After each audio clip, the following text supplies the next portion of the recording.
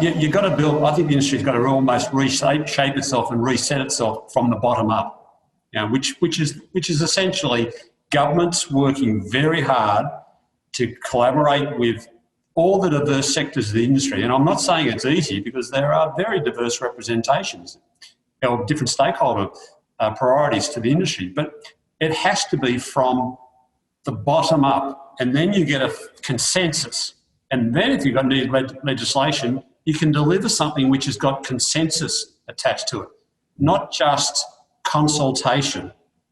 There's a huge difference between getting a consensus position which is embraced in legislation, or getting just a consultation tick-off, which has got no government, which hasn't got broad industry consensus.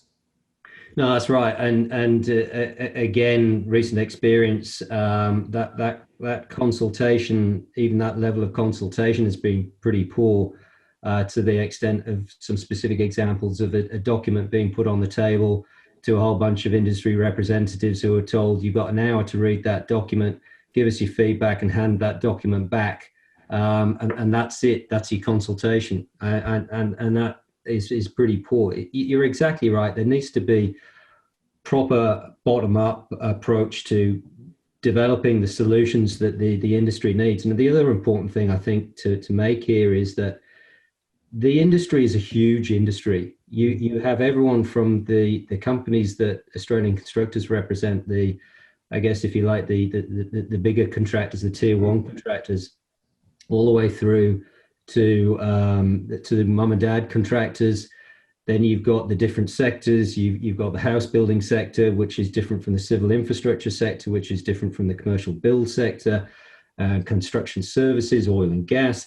And yet, unfortunately, governments have a very poor understanding of those nuances that we have within industry. And so when they see a problem within one sector of that industry, they then think, well, that's a problem with the whole sector, and we'll bring in a piece of legislation to try and address that.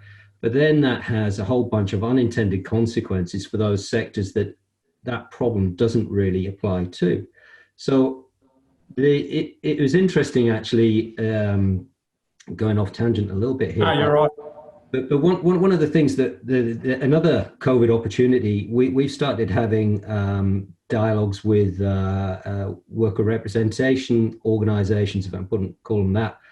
And one of the things that they raised the same thing. They said that, and this was probably more in relation to the level 4 restrictions that are currently in place down in Victoria, and they brought in down there a particular restriction around commercial build. So any sort of, I can't remember, it's 3 stories and above commercial build, they capped the workforce at 25% peak. And you know, well, do you really understand the implications of that?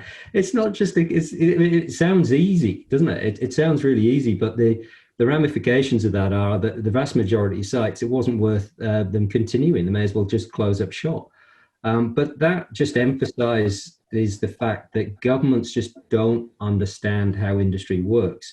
And one of the things that we may be looking to do with that particular association, Workers' Representation Association, is do an education piece around that to government, and to try to better inform them how our industry operates.